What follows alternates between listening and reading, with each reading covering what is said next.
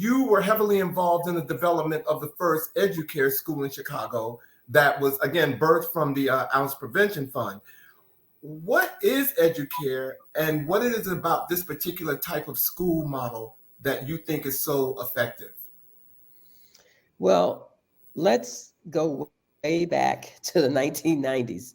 I hope your audience was around in that time, but EDUCARE was created in the latter part of the 1990s. At that time, I was the vice president for programs at the Ounce Prevention Fund, which simply meant I was over all the programs, or the early childhood programs within the Ounce. And I always say this, it was a privilege and continues to be a privilege and an honor to have learned from the families that we served in the EDUCARE Center, which is a high quality early learning place for children and families for birth to 5, in which we had the audacity to say and be committed to the fact that these children and parents could learn, that they succeed, and that we're going to implement the most high quality, the most effective teaching practices that were available to us at that time. And we're going to implement it and sustain it. And it's going to be comprehensive services, because we're not going to just serve the child. We're going to serve the families too. So I looked at all the research, and in collaboration with all of my learning and expertise, in collaboration with the learned experience of the families, because we served that core community for a long time, and in collaboration with my staff, we together created EDUCARE. I never, even though I led it, I never take credit for it, because it is the very existence of EDUCARE is built on hard lessons learned. It's built on the learned experience of all the families and the children that came through our doors. Even when we were Beethoven and we recreated ourselves. I like to say we kind of like the Phoenix. We caught a fire, we kind of burned and crashed, and because we weren't doing, we're learning, and we came back out of the ashes as EDUCARE. So the lessons that we learned, both as staff and families together, from the children we served in Beethoven, helped create what we call this comprehensive early learning program for children birth to 5. That is built on hard lessons learned and the collaboration that we had with the children and families in that community. Well, what are some of the practices that you learned and that you implemented that made EDUCARE what it is? Well, I think it's going to be, this is going to sound, it's my experience. I'm an old woman now, and I've been in the field for over 40 years, and my focus has always been children and families like me growing up. Let me tell you something. Like it. You can have the best training and the best, most scientific teaching practice and family service practices in the world. But if you don't build a trusting, respectful relationship with families, it will all be for naught.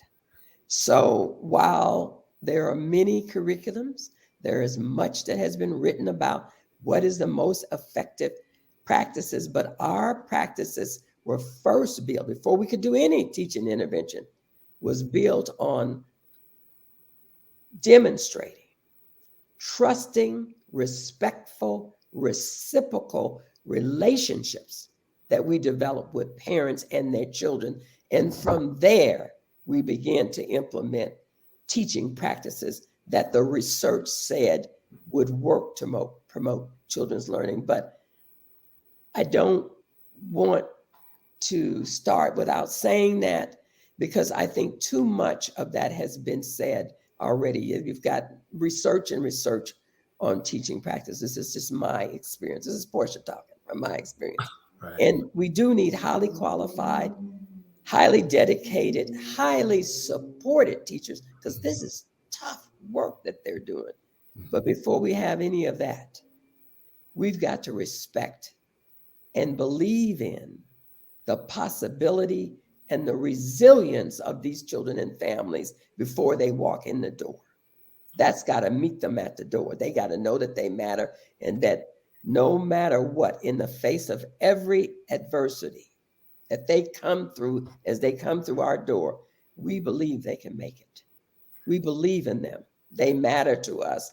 And then we can begin to engage in providing the services and the teaching interventions that they need.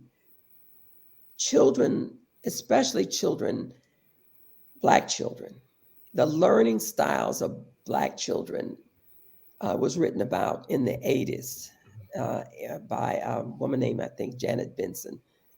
And she talks about, because of the conditions of learning and the systemic racism that we as Black and brown people and other people live in this America, that the relationship is the beginning part of the learning process for children. So we must first build a relationship with the children and the families, and they have to know that we are in it for the long haul, and that whatever it takes to help them succeed and their children succeed, we're willing to do that. But it has to start with building respect and relationships. And if you've read some of the research, we do have some issues around how children, especially Black men, since this is the Black men show, how young Black men, boys, are treated by our education system. Now, that's somebody else's specialty. Right. But that is a demonstration and the negative way in which many times Black children are perceived by the educational system, especially Black boys, put them at risk. So they came through our doors. They knew that they matter. And we were going to first develop a respectful, trusting relationship with them. And so they believed that we were just as invested in their children's learning as they were. Well, it was extremely evident in the film. And when I think about, when I look at the film, it is not surprising to me that someone would make a film about EDUCARE. Okay, it's not surprising. So, and tomorrow's hope, I hope everyone will get a chance to see that, and we're going to talk about that later.